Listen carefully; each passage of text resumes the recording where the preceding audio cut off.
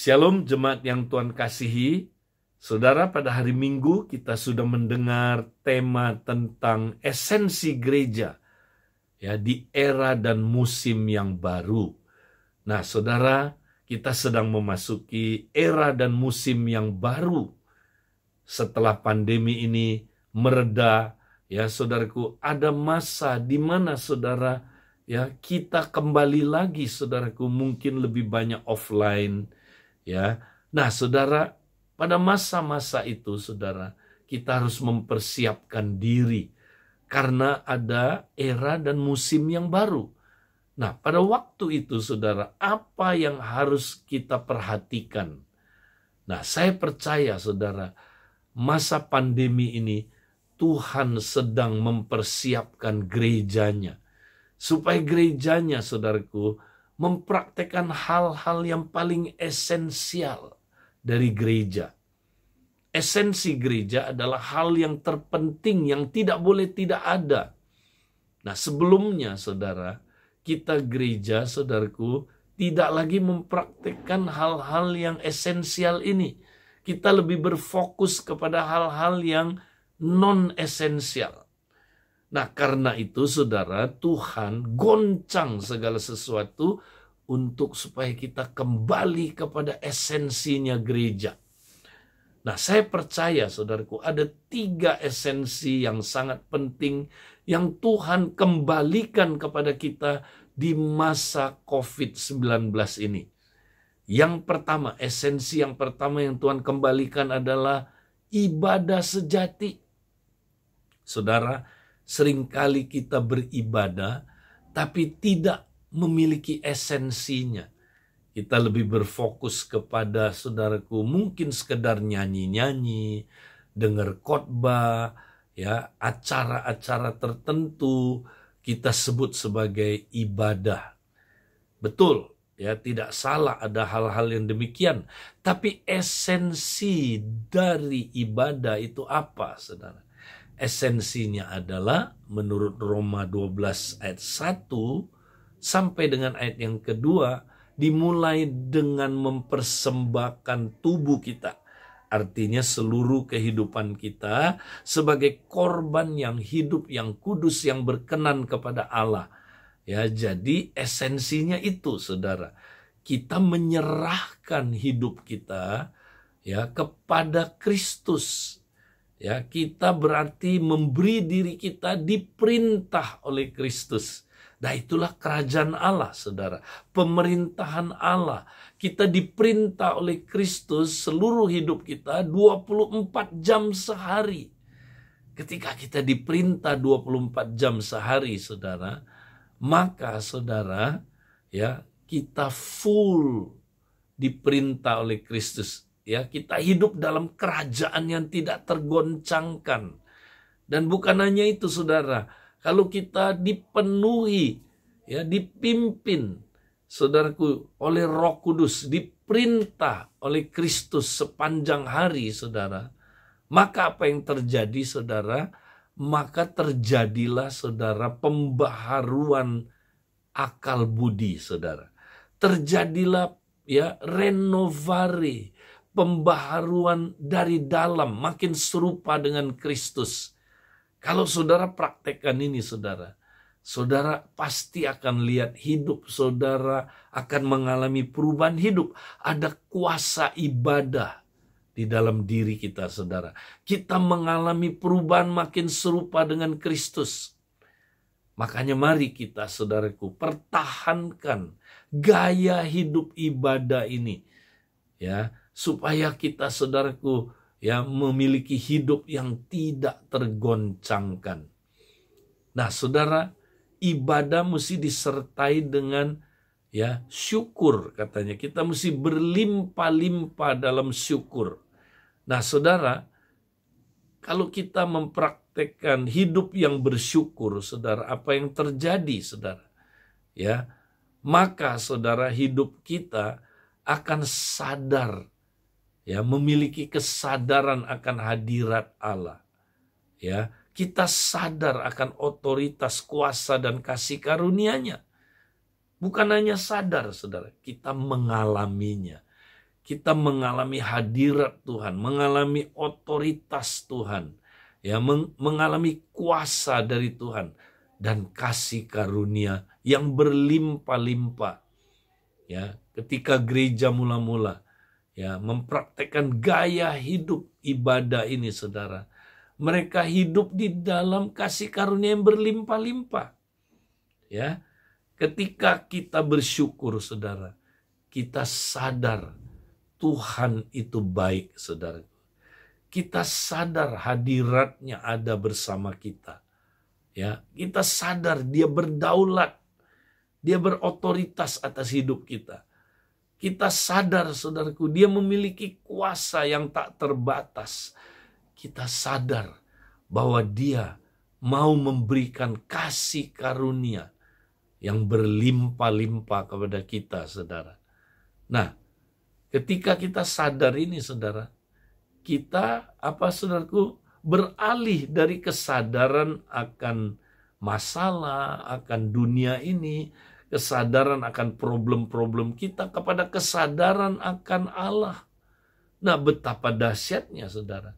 Bahkan kita bisa mengalami kasih karunia yang berlimpah-limpah itu. Makin kita banyak bersyukur, makin kita alami kasih karunia Allah yang berlimpah-limpah itu, saudara.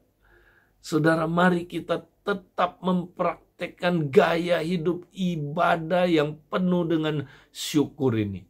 Ya, itu hal pertama yang kita mesti pertahankan dan tekun melakukannya, saudara. Ya, di era dan musim yang baru. Kemudian hal kedua, saudara. Hal kedua yang Tuhan, ya saudara, kembalikan kepada gerejanya di masa pandemi adalah, saudara, tubuh Kristus. Itu adalah merupakan, saudaraku, ya, gaya hidup, ya, pertemuan di dalam tubuh Kristus, saudara. Itu adalah gaya hidup sehari-hari. Ya, artinya gini, saudara. Ya, pertemuan gereja itu bukan sekedar ya acara seminggu sekali, ya, di mana kita bertemu menjalankan program tertentu, saudara. Tapi gereja, ya, itu adalah, saudara, persekutuan tubuh Kristus yang dilakukan, saudaraku, harian. Kita lihat gereja mula-mula bertemunya, saudaraku, setiap hari boleh dikatakan. Ya, mereka bersekutu di rumah-rumah. Ya, mereka berkumpul, saudaraku, ya, sambil saling membangun, saling menguatkan. Ya, saudaraku, itulah komunitas yang bergaya hidup sehari-hari. Ya, bukan sekedar seminggu sekali, saudaraku, pertemuan seminggu sekali. Ya, tapi saudara, tiap hari mereka, saudaraku, berfellowship, ya. Nah, ini penting, saudara. Selama pandemi, saudara, Tuhan mengajarkan kepada kita, ya, supaya kita, saudaraku, terus hidup bersekutu tiap hari. Dan itu terjadi di komunitas kita, saudara. Sebelumnya itu tidak terjadi. Ya, sebelumnya orang cenderung ibadah itu hanya seminggu sekali, ya, tapi sesudah itu nggak ada hubungan. Tapi selama pandemi, saudaraku, tanda kutip Tuhan agak memaksa kita, sehingga, saudara, kita, saudaraku, diberi kesempatan untuk berfellowship tiap hari dengan menggunakan teknologi. Saudara, bukankah ini luar biasa? Nggak pernah terjadi sebelumnya seperti ini. Ya, kita bisa ketemu, berfellowship tiap hari. Nah, saudara-saudara, karena itu nanti walaupun, saudaraku, pandemi ini sudah mereda, ya, kita harus, ya, saudaraku, ketemu secara onsite, ya, tapi juga kita perlu ketemu secara online. Kita kombinasi dua pertemuan ini, saudara. Ya, kita perlu ketemu, saudaraku, untuk membangun hubungan secara, saudaraku, dekat, ya. Tapi, saudaraku, ya, kalau kita hanya mengandalkan itu, bayangkan Jakarta ini sibuk sekali, ya, kotanya begitu besar, untuk bertemu tiap hari sering-sering. Wah, itu sulit sekali, saudara. Jadi ada kombinasi, kita menggunakan, saudaraku, teknologi, ya. dikombinasi dengan on-site, saudara. Sehingga apa yang terjadi, saudara? Ya, kita dapat bersekutu ya tiap hari. Ya, jadi saya dorong tiap kompak, tiap komsel, saudara. Mari ya, kita bukan hanya ketemu seminggu sekali, tapi gunakan waktu untuk apa, saudaraku? Bangun hubungan sehari-hari. Kita saling, saudaraku, teleponan ya, menggunakan apa, saudaraku, teknologi ya, kita bisa ketemu, saudaraku, secara online ya, sehingga kita tiap hari saling membangun, saling menguatkan, bersekutu dalam tubuh Kristus.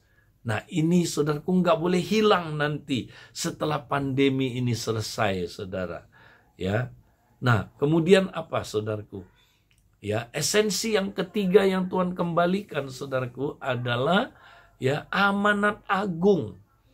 Perhatikan, saudara, gereja mula-mula mempraktekkan amanat agung itu sehari-hari. Dikatakan tiap-tiap hari Tuhan menambahkan dengan jumlah orang yang diselamatkan. Berarti orang-orang kudus, saudaraku, ya orang-orang percaya, ya tiap-tiap hari mereka, saudaraku, ya bersaksi, menginjil, memenangkan jiwa, membawa mereka ke dalam persekutuan orang-orang percaya, memuridkan mereka, saudaraku, supaya mereka bertumbuh. Dengan perkataan lain, mereka melakukan amanat agung sebagai gaya hidup sehari-hari. Nah, saudara, mari kita praktekkan ini ya selama, saudaraku, pandemi ini. Ya, Tuhan bukakan juga lewat teknologi. Kita bisa, saudaraku, luas menjangkau jiwa-jiwa. Ya, bahkan dari mana-mana bisa dijangkau lewat, saudaraku, online. Ini suatu kesempatan besar yang Tuhan bukakan kepada kita. Nah, kita, saudaraku, mau terjun di dalamnya. Mari kita laksanakan amanat agung ya sehari-hari dengan semangat, saudaraku. Kita praktekkan ini. Haleluya. Ada banyak jiwa yang akan dipercayakan kepada saudara. Saudara akan memuridkan mereka. Ya, saudara. Jadi mari, saudaraku, esensi ini kita praktekkan. Jangan sampai hilang. Ya. Jangan sampai, saudaraku, kita lalai tidak mempraktekkannya. Sekali lagi, apa 3 esensi yang sangat penting di dalam gereja, saudara? 1, ibadah sejati, itu up-nya. Kemudian, saudaraku, yang kedua, persekutuan sehari-hari, itu in-nya. Ya. Kemudian apalagi, saudaraku, out-nya, amanat agung. Ya, kita praktekkan sebagai gaya hidup sehari-hari juga. Ya, up, in, out. Nah, kalau kita baca di dalam, saudaraku, Kisah Rasul, ya ternyata gereja mula-mula tidak mempraktekkan 3 hal ini secara terpisah. Jadi bukan begini, saudara. Ya, up-nya dulu mesti selesai. Kita mesti punya hubungan dengan Tuhan, beribadah kepada Dia dulu. Selesai, baru kita in. Baru kita, saudaraku, urusin persekutuan ke dalam. Ya, kemudian kita bersekutu terus. Ya, baru nanti kalau udah beres persekutuan ke dalam, baru kita memenangkan jiwa. Sekarang belum, Pak Edi, belum siap, belum waktunya. Karena saya ya masih muda rohani, saya belum siap. Gereja mula-mula nggak begitu, saudara. Ya, mereka lakukan 3 hal ini secara simultan. Memang dimulainya dengan apa, saudaraku, up dulu. Ya, mereka dilawat oleh, saudaraku, Roh Kudus, dipenuhi dengan Roh Kudus, ya, sehingga mereka bisa, saudaraku, mempraktekkan ibadah yang sejati ini, saudara. Ya, tiap hari sebagai gaya hidup. Tapi mereka nggak tunggu sampai di situ. Mereka tiap hari juga bersekutu, saudaraku. Ya, dan tiap hari mereka memenangkan jiwa, memuridkan jiwa-jiwa itu. Saudara bisa lihat ini di dalam Kisah 2, ya, ayat yang ke-42, 46 dan 47. Ya, mereka bersekutu, mereka berdoa, ya, kemudian mereka, saudaraku, ditambahkan jiwa-jiwanya tiap hari. Ini up in out, saudara. Berdoa itu up, ya, in-nya bersekutu, kemudian mereka menjangkau jiwa keluar, ya saudaraku, out-nya. Jadi saudara, mari kita praktekkan up in out ini simultan, bukan tunggu selesai dulu. Nah saudara, nggak tunggu up-nya selesai, in-nya selesai, baru kita mempraktekkan saudaraku out. Tapi bersama-sama, simultan, kita praktekkan 3 esensi ini secara bersamaan. Sehingga saudara, ini akan mendatangkan hasil yang luar biasa. Saya berdoa saudaraku supaya 3 esensi ini tidak hilang, ya, dan akan terus kita tekun praktekkan, bahkan ya kualitasnya akan makin meningkat, sehingga saudaraku, ya, kita dapat saudaraku menjadi gereja yang mempunyai esensi, gereja yang bertumbuh, ya, ada revival yang bermultiplikasi, melaksanakan misi Bapa, amanat agung di dunia ini. Terima kasih sudah menyaksikan saudaraku hari ini, ya, pengajaran singkat kita. Tuhan memberkati. Yesus.